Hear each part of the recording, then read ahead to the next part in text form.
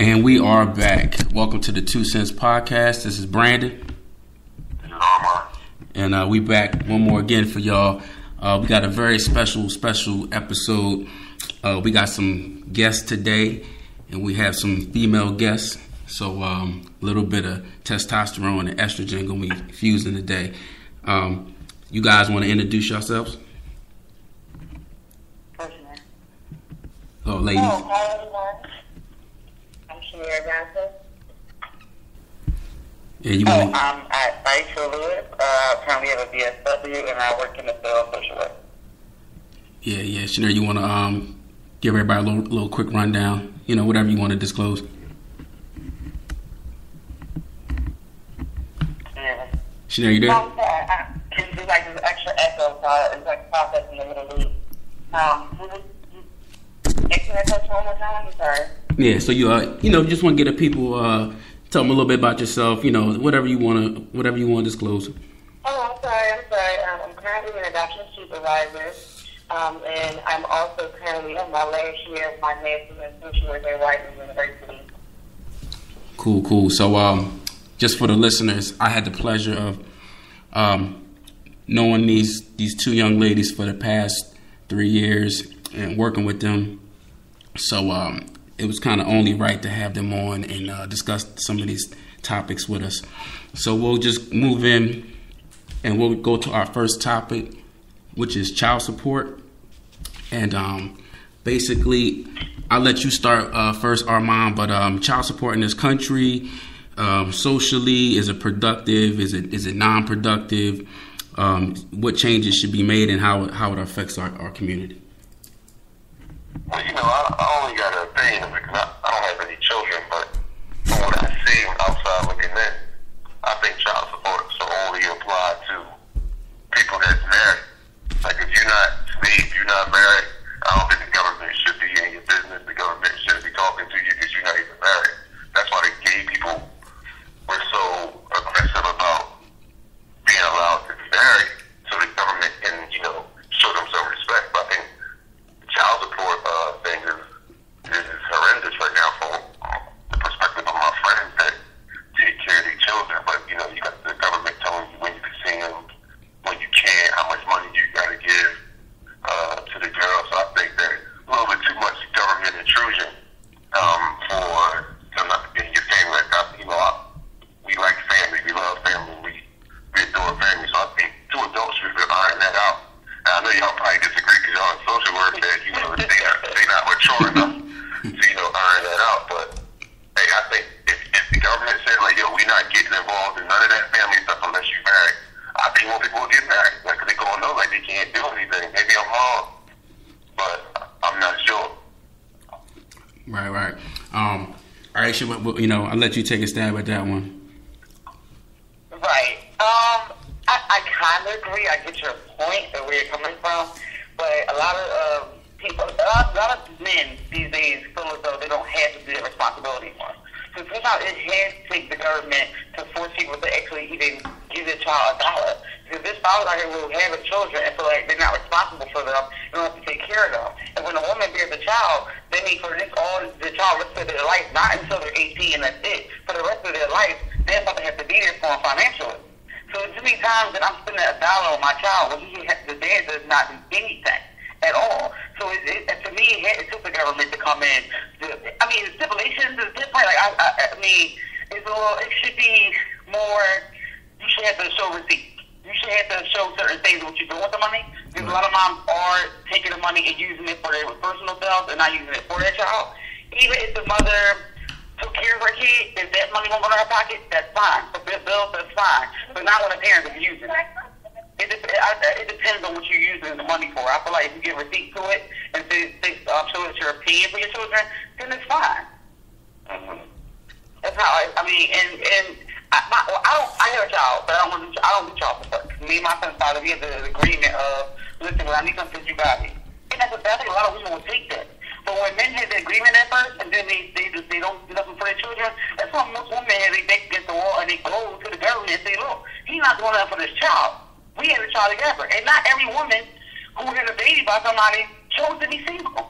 I I don't think Normal, I didn't choose to be single. You know, we were engaged and we were, a family. Things did not work out. So now I'm a single mother. So that means, like, if you're not going to sit here and say that you're going to help me take care of my child, then guess what? The government going to have to help me. Because I was at that point a few times, and I tell them, look, if you ain't helping with this kid, children become expensive, and the older they get, they want things. And then the bad part about it, a lot of dads, when they finally do child support, they feel like they don't have to do nothing else. All right, your child get $100 every 2 weeks. That's all you need. You got child support. Go to child support. And that's ridiculous. I had an uncle who never was on child support. As soon as this kid turned 18, the day of their birthday, he would call downtown to get it cut off. He didn't even call it their birthday to him. He cut it off. So some men, it's sad, but as soon as you put it on, child support on them, they stop getting a father. The government taking care of my child now. She get welfare, she get food, she get child support, so I'm good. Right. You know, I ain't feeling that. Right. Shanera, you wanna chime in on that one too? Yeah, a part of it definitely will agree with you both. It is a little hard to think that we have to have the government to be a dictator on how a child's supposed to be raised. Like I used to say, in some certain situations where, the relationship does not work out, but I don't feel like any mother should be a single mother. There's a difference, being in a single parent household, but it took two people to have a child, so it took two people to financially, morally, academically to raise a child. It shouldn't just be something one sector. And it's also kind of scary, and I give my opinion because, yes, I am one that does not have a child.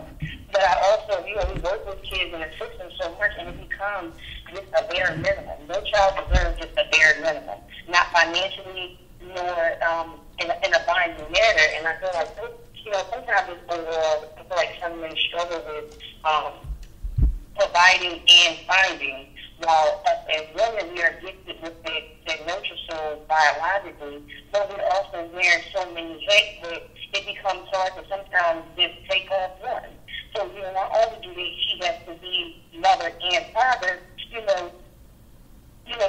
nothing like having a man around when you have a young boy. Because only a man can teach a man how to be a man. And as women, we try to provide that stability, but at the end of the day, we have two sexual different organs. So, I feel like sometimes some women, they be criticized when they teach their boys how to sit down.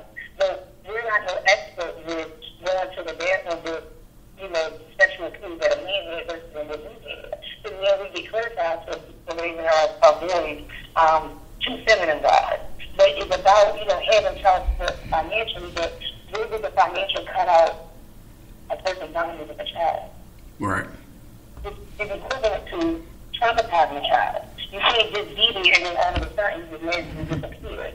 Or just the fact that you're paying child support, that's all you have to do. And that goes vice versa because there are some females who own child support and there are infants raising their children by themselves. So I can't just be narrow-minded or one-sided where it's just in favor of females, but it's further that person does favor females more because these are the typical situations that, that the system usually sees. I just think that it's a little sad that the government has to come in and tell you what to do and how to raise your child. Right. So you didn't have to come up with the government, they had to come and say how to make a child, and how to have sexual fun and display your desires. So we all have to, step up to the plate and, take our responsibility as they come. It takes a village to raise a child, and that village should be a mother and a father, and then the rest of the family that's in it. Yeah. I'll give a comment. I see a lot of negatives in child support as well too, because a lot of moms use it just to get into that. I want to give them child support to come here and he got a new girlfriend, and that could hurt somebody's marriage. Because some people get married, when they get married, now both of them are going to pay child support. And the more you make, some men, I would say, some women are getting $75 a month. Okay, there's some women out here who's taking a man home. Heck, there are men out here who have to go get 2 jobs in order to pay for their children. At that point, I feel like, why if y'all can't come to an agreement and co-parent, is a problem. But you have to go to the government, it's a problem in your relationship. If y'all can't step back and talk this out and say, look, I can buy the kids uniforms. I'll buy their gifts for this. I'll pay for their birthday party, stuff like that. Now you have to go to the government and say, well, I need to take money out of this check. And then to me, it's ridiculous because so many, if you look at some men's checks and how much they take out of there, it will be sickening. And people see why men quit their jobs. I know a man who really quit his second job because they don't want to get no money. Right. And some of them start hustling. They say that's tax-free money. They don't know you can't. That's off the books. Because they're going to need that money that's off the books. And, you know, they won't know about it. The issue becomes when child support becomes something of a ridiculous matter. And I gotta agree with you because a lot of people, I would say 50% of it is it that you're really angry, is it 50% that you really need. Let's do the need versus the want. And that's what you're supposed to be prioritizing every day. Need over want. It was like, you know, when this child support matter comes into play, you want to make sure that you're not doing it from a ridiculous matter because you just need more because of the lifestyle you're trying to maintain for you and your child, or the lifestyle that you're trying to maintain for yourself and for the public. It will be great, I think. Is it generation misery? Because some females do those generation misery, just like some females support them, and it becomes a cycle of dysfunction and parenting. Right. Like, I think it would be, to follow what you just said, Shanae, I think it would be great if there was like some type of cumulative case by case, which would take too much manpower, too much like right, but a case by case scenario on your salary and in your involvement with your child. Being a social work, I may make $40,000, opposed to this guy who makes maybe like $80,000 being an attorney. We shouldn't be held to the same financial accountability. It should be case by case. And if just because I'm paying the child support may not mean I'm active with the child. So it's really kind of a financial, I would say, misstep that kind of gets judged against families. And let's be honest. I mean, it's unfortunate for fathers for the most part. But to kind of piggyback off what you were saying, Armand, I think the marriage law would do a really good job of kind of just delegating who gets the support, but it's a sad thing that's a result of human beings not able to be civil when it comes to a child, So I just can't picture nobody telling me when I can get my kid and when I can't. And that's why I'd rather not have them. I don't want to have a situation like that. I don't see how there's some judge that don't know me from beginning to face, man. You can get your kid at this time, and at this time you can't, or you can't be. I'm like, why? That's like, that's offensive to me. So I know some people need it. Like some people need somebody on them like that because if they don't tell them, they will never probably ever see it. They'll never do ever. And it really goes to like, you gotta really figure out who you dating, who you having kids by. If I'm serious, you probably having kids by anybody. You look at you like a child instead of HIV. You know what I'm saying? We have to be more pick. We gotta pick who we having kids by. We having kids by anybody. Oh, she look good, her hair pretty, or oh, he's handsome, I have baby by him. But then look what happened. Right. And you have two people who hate each other, and it's gonna be ongoing battle. And these kids have to survive death or live together. It's just we have to think deeper than that. We have to think to the root of it. Who you have to think about? You have to think about. Right. That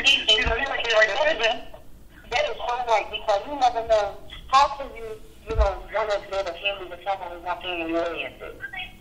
Did you know that you want to put them oriented before you went and move forward? But it's like, yes, sex is, a pleasure and all those things, but you got to think about the consequences that come after it. So like you said, you didn't get an SPV, whether you got a child. It's like it's so deep. It's to the point where if you think about having sex with this person, forget that. How is this person going to be as a mom? How is this person going to be as a dad? Forget. Sex should be like the sixth question. You know what I mean? Way on down the line. But we'll move on unless y'all got anything else you want to get out there on that topic. About the topic? Yeah. I guess really quick, I don't want to say this, but I had a girlfriend who had a kid. And, he told her, I don't want a kid. I don't want a kid from you, whatever. So what some girls are. Hey, I have a baby anyway. But then you had that baby, the first thing they do is run a child support.